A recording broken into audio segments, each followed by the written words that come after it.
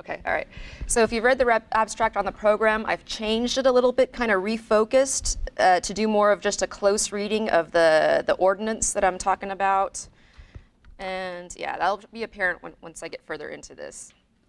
So in this paper, I will analyze the Ordenanza para la Prevención y Control de Ruidos y Vibraciones, or Ordinance for the Prevention and Control of Noise and Vibrations, enacted by the city of Malaga in 2009.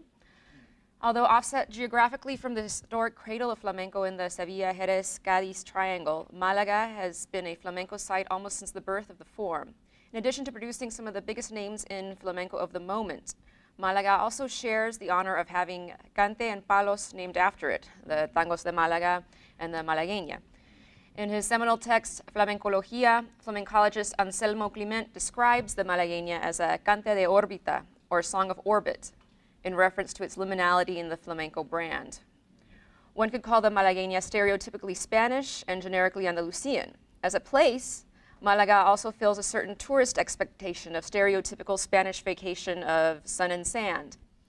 Due to its location in Andalusia and, per UNESCO, the correct placement of flamenco, as well as its enshrinement in the flamenco vocabulary, Malaga could be considered a flamenco site.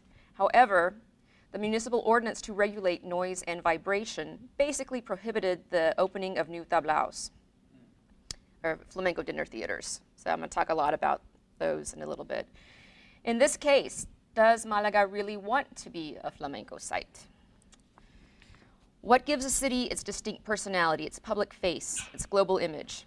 Who decides what symbolizes a neighborhood, a city, a region, or a country? From the days of the Franquista Spain is Different campaign, tourism and advertising have portrayed images of both Spain and flamenco to the world that infect global popular culture and still draw many tourists to the country. That campaign, lasting through the 1950s and 60s, emphasized flamenco imagery as emblematic of the exoticness of Spain and coincided with a proliferation of establishments catering to international tourists.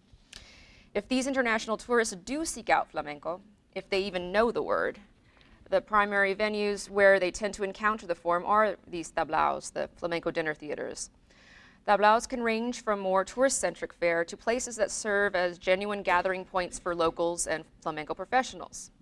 As with any live music venue, a certain amount of sound tends to be generated by tablaos. Singing, zapateado, palmas, and jaleos, the shouts of encouragement to the performers. Whether these sounds could be classified as music or as noise, I suppose, depends on how the person making the judgment feels about flamenco, or perhaps whether the performer is in compás or not. Last year, the website aireflamenco.com published an article with the provocative title, Málaga prohíbe abrir tablaos flamencos, or Málaga prohibits opening flamenco tablaos. The regulation at issue here is the 2009 ordinance from the Ayuntamiento de Málaga, basically the city council, for, quote, the protection of the medio ambiente urbano, or urban environment, that involve annoyances, risks, or damage to persons or goods. The ordinance also asserts that the intention is to preserve, protect, and improve the acoustic environment of the city of Malaga, the health of persons and their right to intimacy, and to achieve an elevated level of protection against noise and vibrations. The language of the ordinance in general frames the problem in terms of contamination and the environment, presenting the issue of noise in the city as a problem of pollution, and citing a 2007 law passed by the Junta de Andalucía concerning environmental protections. Flamenco and tablaos are not mentioned specifically, but implied in mentions of noise zones, nightlife, and bars. A brief note on city planning in Spain. There's several different levels of bureaucracy that work together or sometimes against each other to plan and control Spanish urban environments. Although not as strong as under the dictatorship, the state government still sets certain standards, which it is up to the regional, municipal, and local bodies of government to apply and enforce. Here, the local government in Malaga chose to apply a law aimed at environmental protection in a more ecological sense to the urban acoustic ecology. In this sense, the ordinance could be framed as a defense of the local residents against invasive and exploitative businesses and tourists. However, Again, not all tablaos cater solely to tourists, and live music venues can support local musicians and music scenes as well. This begs the question, just who are the persons being protected here? The words health and well-being appear throughout the ordinance and the 67-page guide to the 37-page ordinance published by the Deputation of Malaga, yet another branch of the local bureaucracy, which details the justifications for the ordinance. The guide, published in 2010, describes, quote, known psychological and social effects, unquote, of prolonged exposure to noise, including stress, irritability, lack of concentration, problems with communication, and disturbed sleep. The guide offers a few statistics to back up these claims, but frequently omits citations for its claims. It lists several classifications of noise from those produced by everyday city operations like car sounds, sirens, trains, subways, and airplanes, with 2 categories added at the end, which could include many flamenco outlets, not just tablaos. The first cites la música elevada en bares, discotecas y viviendas, que puede llegar a afectar la convivencia entre el vecindario, elevated music in bars, discotheques, and households, which could affect the neighborhood, and actividades lúdicas, or ludic activities, and recreational activities concentrated in streets and urban plazas by the growing proliferation of botellodromos. So botellodromos are basically officially sanctioned drinking parties. So the street drinking party, or botellón, is mentioned throughout the guide quite a bit, positioned as an activity of jóvenes, or young people, and kind of framed as illegal and antisocial. The guide contends that, quote, the botellón cannot be considered a right, not even a right to leisure, but only as a tolerated social activity. In all of these cases of noisy nightlife, bars, discos, households, and botellons, bands and musicians are cited as primary offenders. The inclusion of the household as a potential site for illegal musical activity is particularly interesting. The language of both the ordinance and especially the guide includes families and children as classes of people that merit special protection from noise. It defines noise as, quote, characterized by being irregular, arrhythmic, and chaotic, unquote. The guide associates noise with economic and social problems like loss of productivity, accidents at work, and lowered property value. There you go. This is a nice little chart that they include there.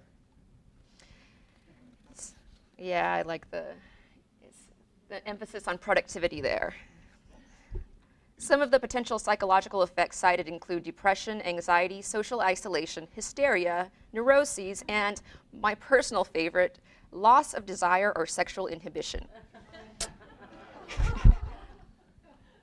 Related to that last point, the guide specifies that prolonged exposure to noise, while having no demonstrable effect on pregnant mothers who have lived in noisy areas for their entire pregnancy, can adversely affect the children of mothers who move to noisy areas after the 5th month of pregnancy. So one of those things that it throws out there without really having, like, stating where they're getting that from. Here, in an odd echo of Franquista obsession with the family and domesticity, the persons being protected are not the jóvenes of the botellón or the performers at bars or clubs, but potentially productive future Spanish citizens. The guide even cites a piece of legislation from the Franco years as a precedent for the current ordinance. So this leads me to some more questions. Where does flamenco fall here? Is it an antisocial ludic pursuit? Or is it still a cultural heritage of humanity, albeit a fairly noisy one? Does prenatal exposure to zapateado and music adversely affect the future Spanish citizenry? Neither the guide nor the ordinance make any claims about flamenco or even folk culture in Malaga. The music referred to here could be rock, it could be jazz, or it could be techno. The style of noise is not as important as the location. And at heart, I argue that this ordinance, like others of the same style in many cities around the world, is not about noise, but about place, and about the control and ownership of urban territory. Noise ordinances and alcohol regulations are the 2 key weapons in the gentrification armory. Is there a location that your company would like to build a hotel? Is there already a bar there? Alcohol regulation. Is there a live music venue there? Noise ordinance. In many cases, these ordinances do not necessarily protect private citizens or residents of an area. Remember, households can be targeted by this ordinance. property value and business interests often take precedent over community.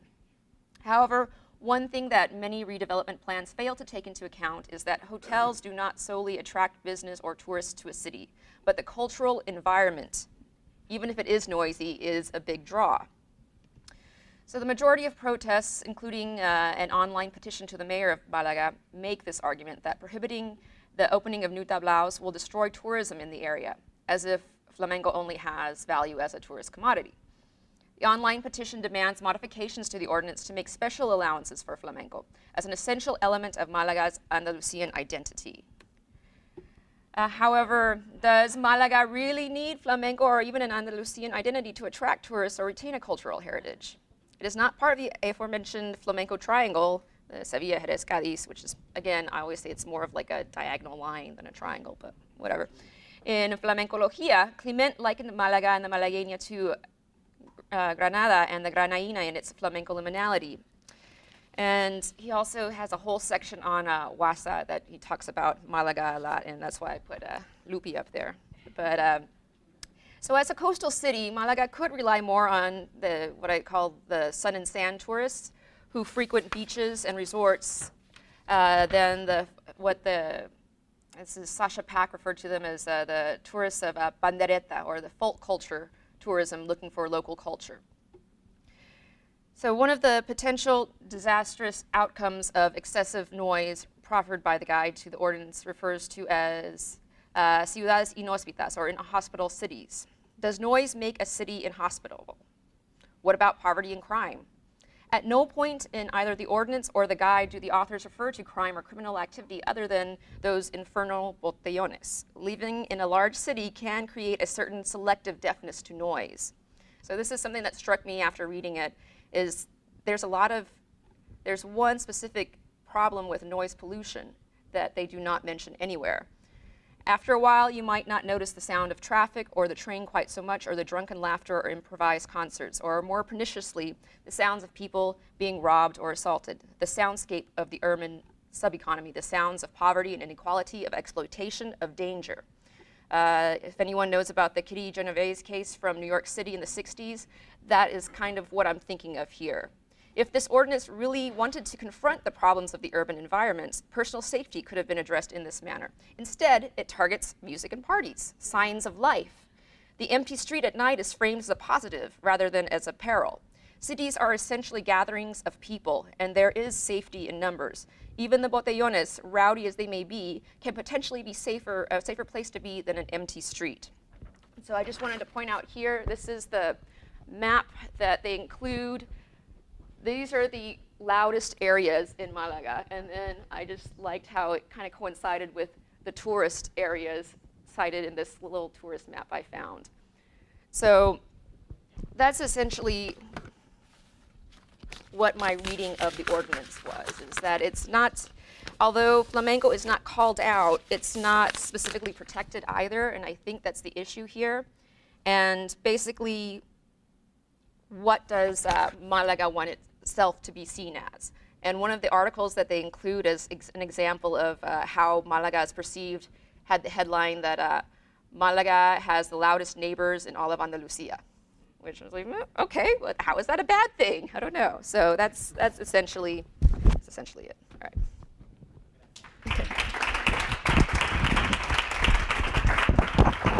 Have any restrictions about one thing that bothers me about tour buses in LA is that sometimes the older gas-run buses they make all this noise while they're sitting there. And like say La Puebla, or Los Angeles, downtown LA, and the tour buses make all this noise sitting there just running. Yeah, well, that's the thing, is like most of the testimony they had, the people weren't complaining about, I don't know why the city is so obsessed with those botellones, but they weren't complaining so much about that. They were complaining about traffic sounds, about like the subway, about airplanes, stuff that kind of bugs you about an area. So that, although they mention that in the ordinance and in the guide, they don't really focus on that. It gets to be this more of like indicting of a whole like lifestyle in a weird way. So